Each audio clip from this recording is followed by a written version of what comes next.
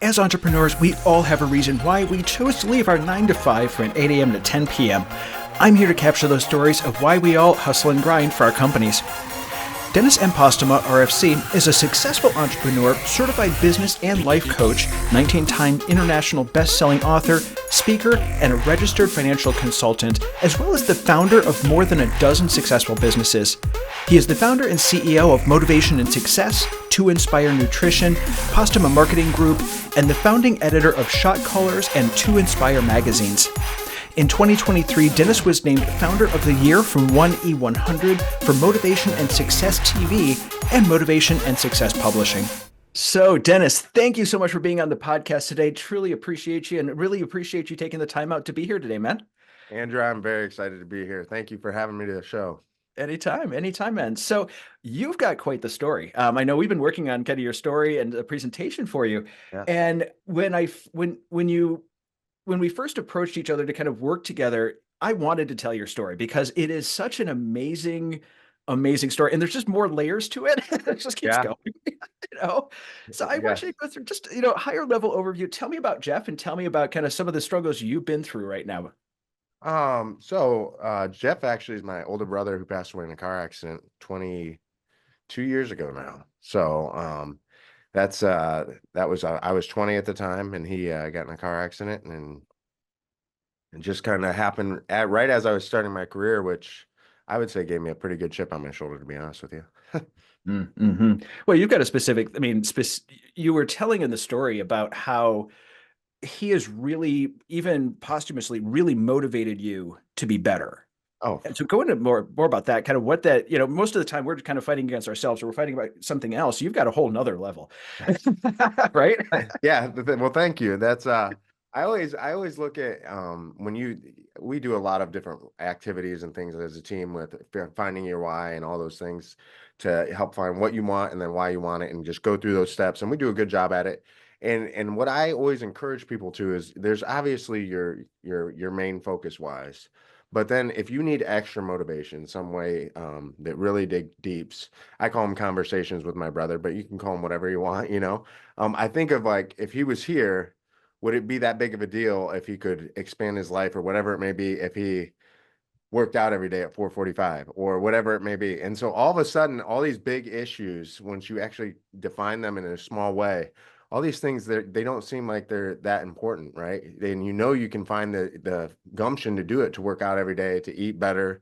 You can do all those things if you find a big enough why underneath, an underlying why that really frustrates you or utilizes what you need to do to get that extra mojo going. That's what I see. Exactly. Well, exactly, because as guys, we need to be challenged. We need to have that iron sharpens iron thing go on, and that's something that's sort of just intrinsic in who we are. Yep. And having something to that's why, like with siblings, it's great with siblings because you compete against them a lot. And it's interesting where you were telling me that you're competing against your brother, and it's sort of his legacy, things he couldn't have done, right? Yep. And so it adds another level to that competition that I think is important, and I think really has led you where you're at. So yeah. Talking about where you're at, what do you do?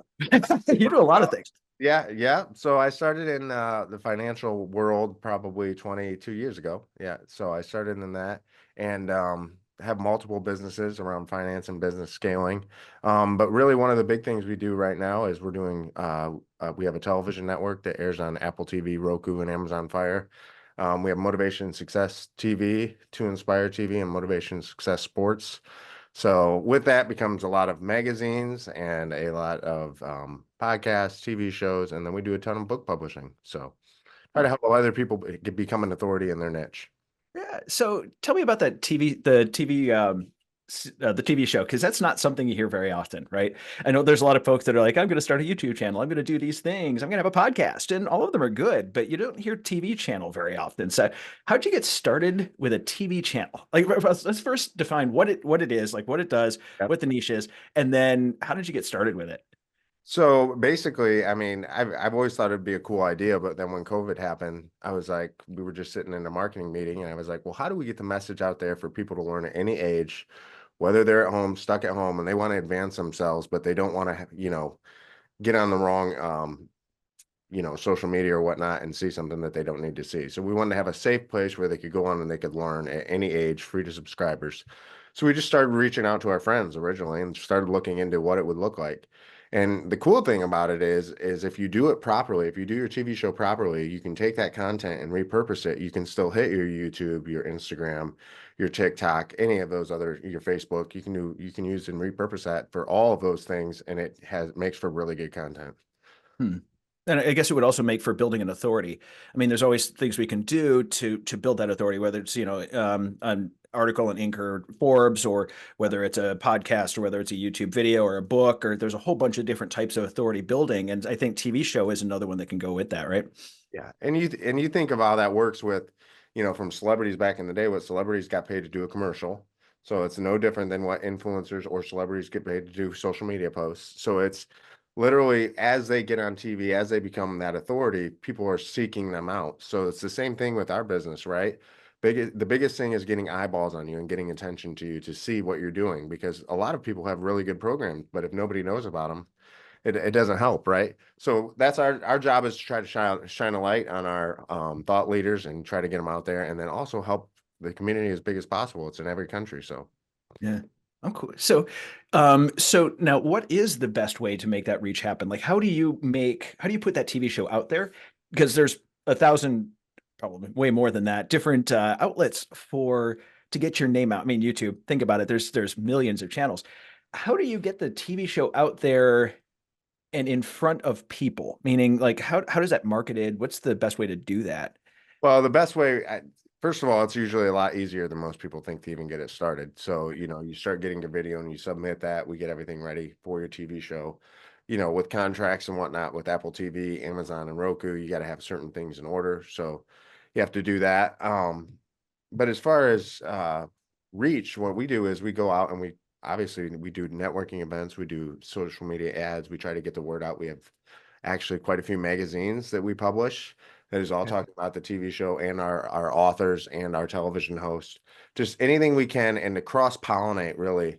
So we want people who are very good in the fitness niche. We want people who are very good in the life coaching niche. We want people who are good in all aspects and areas. So we're all bringing this community to really just make a better place out there for everybody.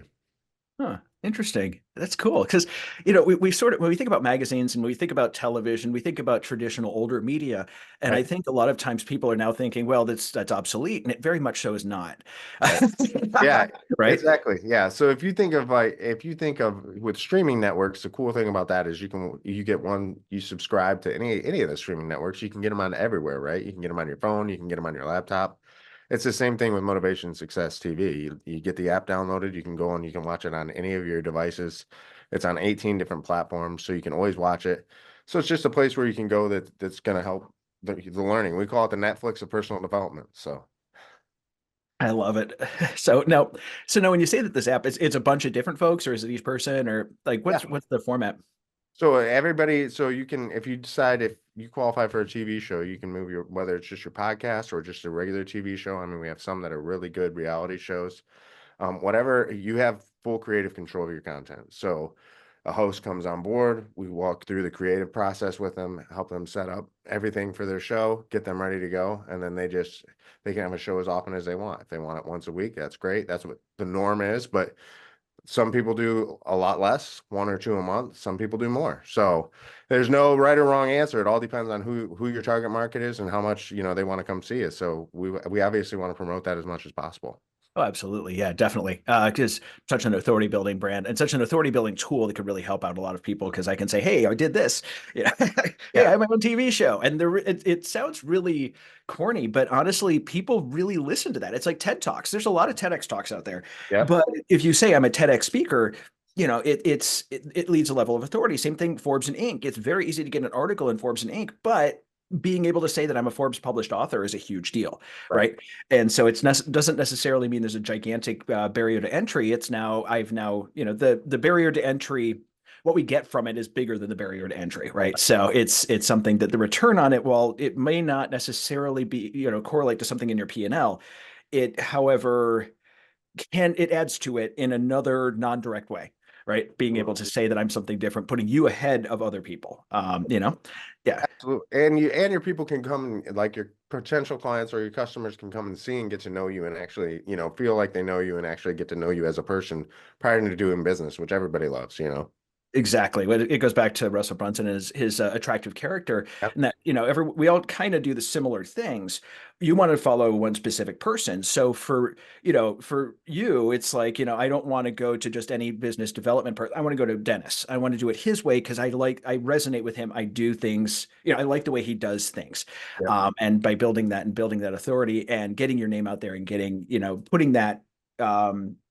I want to say prestige even to saying I have a TV show really helps with that a lot. Yeah. So let's go to so you started off in finance like 20 Yep. some years ago. How did you transition from finance to like TV shows and magazines? Well, so I still do and have a team in almost every one of those areas still. But yeah, so what it was is back when the market crashed in '08 and there were different products coming out and a lot of false truths going around. So one of my agents came to me and they said, hey, what do we do to get this straight out there? Because we can only talk to so many people. We were a pretty big group, but we're only Northwest Ohio, right? So why don't we just write a book?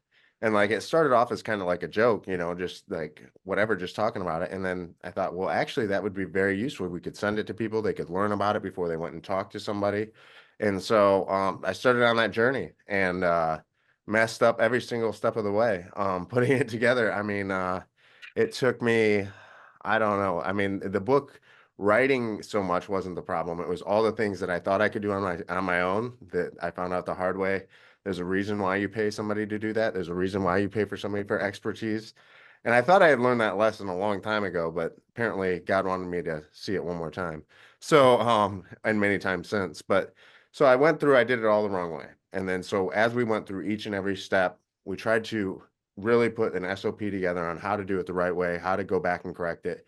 And that's how my publishing companies were born. Because I was like, if I had all of these problems going through this, what if I could solve it for other thought leaders and other entrepreneurs? How could I help them?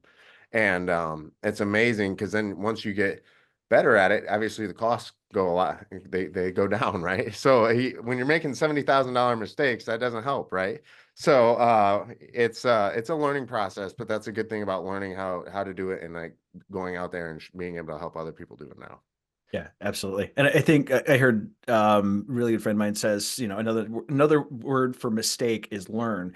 And I think as entrepreneurs, that's just comes part and parcel of what we're doing. We all have that. We totally screwed up, lost a cajillion Yeah. dollars on it. And that was a really poor decision, but we made it, but it's still a poor decision. I But yeah, I tell the team all the time with hey, if we do something marketing and they're like, "Why are you so happy it didn't work?" I'm like, "Because we know not to do that ever again, right? We do. That's how not to do it. So like, we'll figure it out the next time, but that we're not going to do it that way this time." So exactly, exactly. But so out of all of those things, though, I know there's always sort of this underlying why we keep wanting to make mistakes and why that's not a bad thing for us. What drives, what goes through your mind when you make a decision and there's a high probability for failure, there's a decent probability for success, but it's the right decision. Like what helps you make that decision, that really difficult one? well, I would always say your gut is obviously that's a big part of it is your gut, but also knowing yourself. If you went through everybody's going to face adversity, and it's all about how you handle it. If you go through those things early on, that was the beautiful thing about me learning at 20 and all those early lessons in business is I was too ignorant to know that that wasn't the way it was. So I just kept pushing through, right? Just like sports, that's all I did. So I just kept pushing through. I mean, it sounds like the jock way of going, but that's all I did. So there was no such thing as quitting. So you just learned and did it a different way. And so that every day, just my constant. That's what I do. Just what can I learn? How can I improve? I like what you just said there too. It's like just quitting is not an option. I just have to figure out another way to make it happen. Yep, zero quit. That's exactly it. You may have to pivot the goal may be here, and at least you've got it there, but you may have to pivot all around this way just to get to it. It's not just a straight line, right? Yeah, true. And it's not going, but it's also never kind of backtracking, not stopping. It's always going in some direction, whether that Right. direction changes in the middle, we're still going in a direction, we're still pushing forward. And I think that's one thing that entrepreneurs have. And that's one of our really, our super strengths is being able to just, no matter what happens, just say, I'm still pushing forward. Yep. And sometimes saying, I reject your reality and I substitute my own. I mean, that's the Yeah, other side of it too. absolutely. Yeah. I mean, either way, a decision has to be made, right? Yeah, absolutely. And it allows us to be able to innovate and allows us to be able to do our thing and stay in that zone of genius by just saying, I'm doing this. I don't really care what's going to happen. I'm doing it. Yep. Yeah, there's a level of strength that comes from that. At least for me, and I don't know if you've had a similar thing where it's also completely freeing for me. It sounds like it's this huge, ball and chain that we're carrying around with us, or that it's, a lot of people say things like it's toxic, or they use a lot of words for it, a lot of adjectives for it. But specifically, at least for me, it was also completely freeing because now I know that no matter what the hell happens in my life, I'm going to figure it out. Yep. Right? Eh, Yeah. Absolutely. Especially if you learn it and you just, it's pounded into your head repeatedly, right? Yeah. You And it just keep usually is. on, yeah. It's just, we've been here before. Here's how what we're gonna do. Here's the steps that we've got out of it before, and hopefully we, just increase that level of learning every time. Yeah. So Yeah, that exactly. happens a lot. So Yeah. It persistence. And that's, I think, the number one thing. Friend of mine says persistence plus failure equals success. And right, it's true. exactly. It's so true, man. So now, on top of your brother and him passing away and all of these things and building a bunch of companies, you had an interesting journey um, with health Yes. that's been going on for a long time. How many surgeries so far? Probably about 17. About 17? Yeah. Yeah. Tell us a little bit about that. Well, you want the long version or the short version here? Well, So let's go for a kind of Reader's Digest, and we'll dig in where we need. So basically I was completely healthy after high school, played sports. And then 7 years, for 7 years I hadn't even went to the doctor. I remember the first time when I all of a sudden out of nowhere got sick, and it was C. diff is what they ended up finding out what it was. But I remember when they asked me who my family doctor was, I told them it was my pediatrician, right? So because I hadn't been there in so many years that I hadn't had a doctor. So I had just got done telling my dad too. I was like, I pay this health insurance every single month and I haven't used it yet. Well, God has a funny way of reminding you why you have those things. So, what started out with me thinking I got the raw end of the deal, the insurance company got the raw end of the deal, but ended up having C. diff, and which I lost 55 pounds the first 2 weeks I was sick. It was they couldn't figure out what was wrong, and finally, my dad's one of his coworkers' wife worked in internal medicine. And he goes, "Hey, you got to take a look at Dennis. He's lost like 55 pounds in 2 weeks." And so I went back down there. They didn't even have an appointment, and she just let me in, and they admitted me to the hospital right away. So that was where it started to go downhill. So C. diff that turned into ulcerative colitis, that turned into 3 years of just hell. I mean, it was just, you know, going to the restroom every 2 hours, down to twice an hour, down to, when a flare up happens, it's amazingly horrible. So the only thing that you can do to stop those is have prednisone. Well, the problem with prednisone at 25 years old is it's going to kill all your other organs, right? Eventually. So that's the only thing to stop a flare up. So they said, you may want to think about surgery. Had surgery, had my colon removed, got all that done. Everything was fine. Had multiple bowel obstructions where I almost died. Got my bag taken out and went back and lived about 12 years without having to worry about having a ostomy bag. And then now I'm recently had some things go on to where now I have one again. Yeah. So And I think one of the things we were talking about when you go through that much, when you go through that many medical issues, we start to think about, we always think about like the physical aspect of it. yeah, And because I mean, it's difficult to go through. It's something that is unpleasant physically. There's one point you were saying that you were just in so much pain that you literally crawled into an ER. And somebody with advanced stage cancer is like, let him go first. yeah, yeah. That was a bowel obstruction. That was a scary one. That was I was in the hospital for a very long time. That was very scary. Yeah.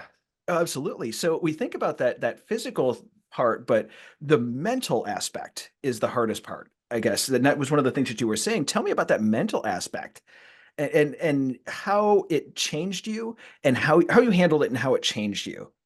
Well, first of all, I mean, it makes you very thankful for, all of the years of listening to the Brian Tracy quotes, the different programs all over the years, because you're preparing. What you don't understand is you're preparing yourself for a situation that's coming in the future. Every time you do one of those programs, every time you learn something, that's you're preparing yourself for that. So the physical, I mean, the pain is excruciating. It's, I mean, horrible, but you kind of, I don't want to say you get used to it, but that's coming with part of the surgeries. But the problem with it after is your confidence level, now all of a sudden you've got more scarring, more cuts, you've got more things going on.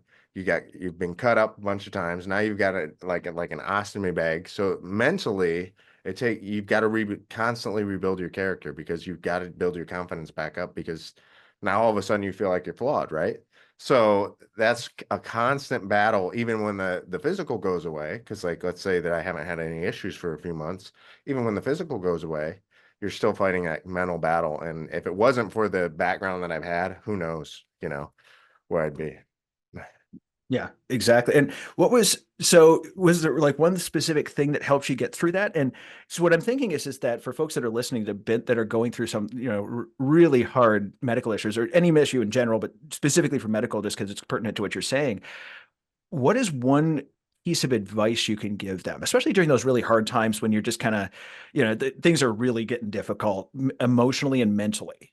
Yeah, well, I used to actually do a survivorship talk for the local cancer society, and I would actually tell them to go back to like the old like Peter Pan style thinking. So find your three happy thoughts. So whatever they are, find your three happy thoughts that in the moment you're feeling is just insanely happiness, and find those, memorize those, and every time you get a negative thought, you just immediately replace it with one of those happy thoughts. And so it's so easy to remember if you watch Peter Pan as a kid. And so that's where that really resonates with people, and that helps them in a simple way of how they can do that. There's also something called a 7-day mental diet, which really that's the same concept. So So it's basically just taking yourself out of that kind of pit of despair that you can get yeah, into and moving into something more positive and making that choice, that conscious decision to say, I am moving, kind of like we said earlier, I reject this reality. I'm substituting my own, not from a dreaming standpoint, but more just let me get into a positive mindset because that positive mindset is so powerful. Yeah. yeah, and I always tell everybody, no matter what's going on in their life, whether you're considering themselves a victim or a victor, everybody has a sob story. And I don't want to not sound like I'm empathetic towards that because we all have some adversity that has just tore us completely down as a human being or as an entrepreneur. Everybody has faced that in one way or another, right? So it's not about what kind of adversity you face because something that may be huge in your life may seem minute in mine and vice versa, right? We don't know unless we're that person what they're actually going through. So I would say, going through that and facing that adversity is how you come out of that is the way life is. It's all about how you persevere after you face the adversity. So that's a constant thing for me, and that's a constant learning process for me and how to try to fill up those negative thoughts. Exactly. And I think that it's if we didn't have any adversity, that can actually be adversity in and of itself because now we haven't grown the skills necessary. Right. So like we were talking about with entrepreneurs, we have that ability. We just have that innate ability to be able to say, no matter what happens, I'm going to figure this out.